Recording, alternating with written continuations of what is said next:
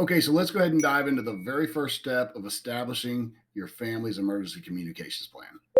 Let's consider and discuss the process for selecting primary and secondary contacts. All right, so in picking our primary as well as our secondary contact, we want to consider some key characteristics.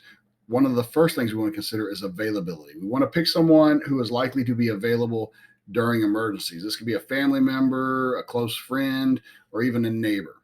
Next, we want to consider reliability. We want to pick an individual that is responsible and can be trusted to relay information accurately and efficiently. And then finally, we want to consider problem solving skills. We want to pick someone who is going to keep calm under pressure and can help the others to make decisions if needed. So typically, this is going to be one of the heads of your household, right? But in some households, a certain parent or both parents might just not handle pressure well, and maybe it's a younger sibling or not too young, but you get the idea. You just want to consider these considerations, these key characteristics for consideration as your first step.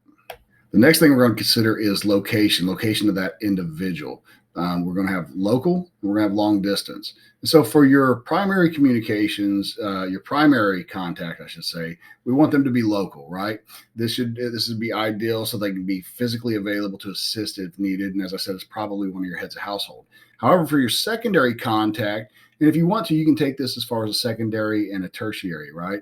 Because for me, for our household, I'm primary, my wife is secondary, and then our tertiary, our third point of contact is, and this may be your secondary contact. You want to have someone that is outside of your local area, a long distance contact. This could be a friend or a family that's trusted and understands this plan.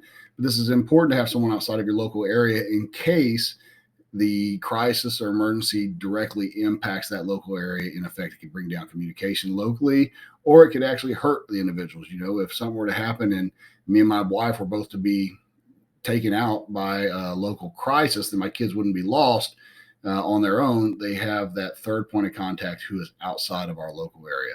And I would encourage you to do the same, at least for your primary as a local, secondary as a outside that location, unless you want to take it further down the trail.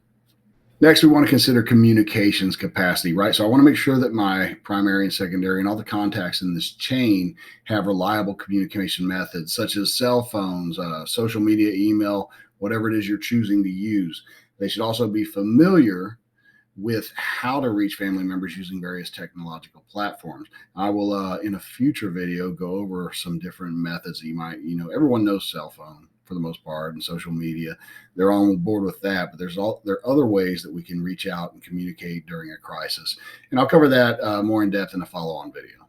Family dynamics. So this one applies, just so you know, the way that I run mine is we have a primary, like this is our family emergency comms plan, but then we have a second family emergency comms plan, which extends out to our extended family. And so this is kind of more for that if yours is on the line of a second or a larger plan, you want to consider family dynamics, right? You got to consider the family structure and relationships. Sometimes it may be beneficial to choose a family member who can act as liaison between different branches of the family, especially in larger families.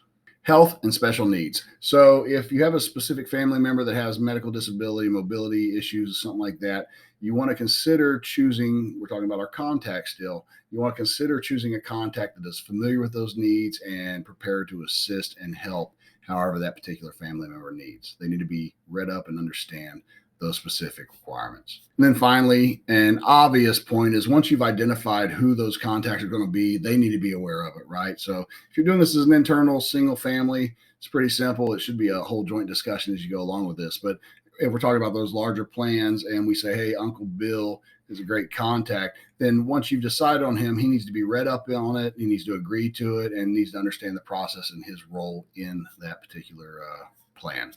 And finally, once we have all of this established, we're going to document it, right? So you can document it in the family workbook that you should have downloaded in the previous video. And you can also make these notes on your family comms plan cards that everyone should keep. That's it. It's pretty simple. And you continue to work this family emergency comms plan as you go along.